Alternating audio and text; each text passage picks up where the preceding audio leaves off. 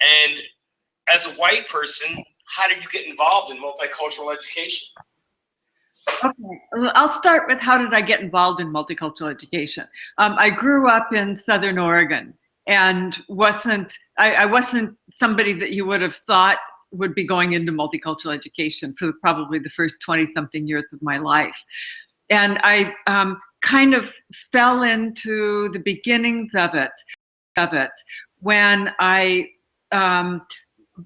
signed up for a teacher preparation program that was based in inner city Seattle. This was after I graduated from college with a major in political science and really didn't know what I was going to do. The program, it was kind of a community field-based program in that we had a community service learning experience, but it was early enough in the program and probably not well developed. And so I'm not sure how much I got out of it. But I was then placed in a racially, ethnically diverse working class high school in Seattle in a world history class, because that was what would be close to a political science major. And it was in the context of being in that school for about 8 months and really getting to know the kids that my interest in multicultural education first started growing. Actually, at the time, there wasn't such a thing as multicultural education. The term didn't actually start appearing in the literature until about the mid-1970s. And this was 1972 when I first went into education.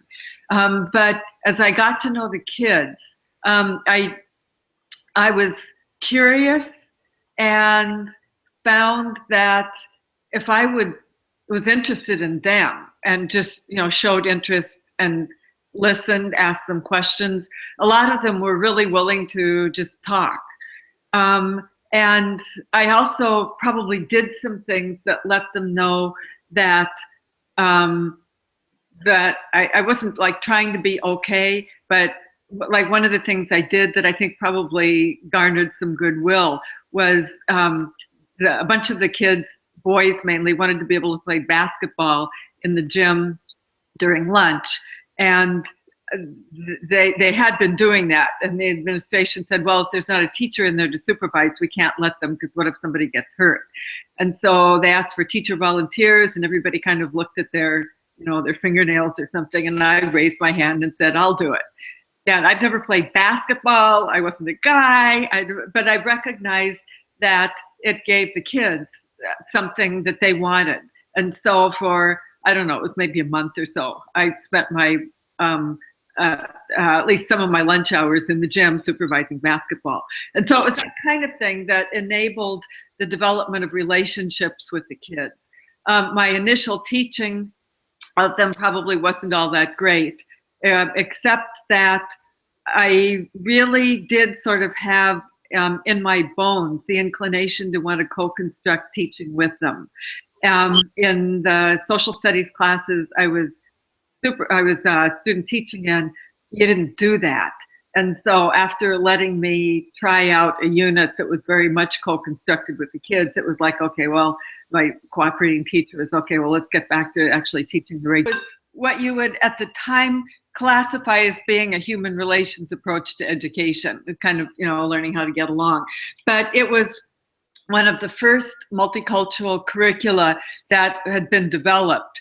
And the woman who was in charge of that, who had been in the Japanese internment camps, a woman named Mako Nakagawa, wanted to teach a course at Seattle University where I was getting my master's degree and have it focus on multicultural education.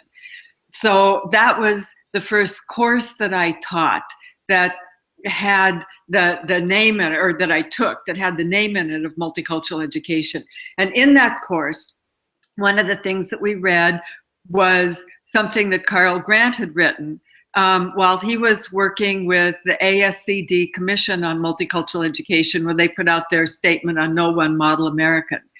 And at the end of the article was his address. And I was at the time trying to figure out if I wanted to go on. And by this time I was a special education teacher. I had kind of fallen into learning disabilities because that's where they were hiring people.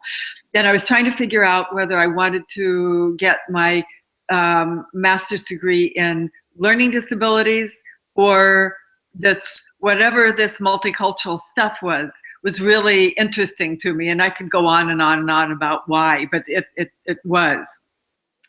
So I wrote Carl a letter and told him I was looking for a PhD program and that I was a white teacher in Seattle, and I didn't know if there was a place for white people in multicultural education, because my perception had been that white people tended to take over. Although as I had engaged with this ethnic cultural heritage program that was led by a Japanese American woman and had some white people in it, but they were in the minority, that I could see where maybe things could be different.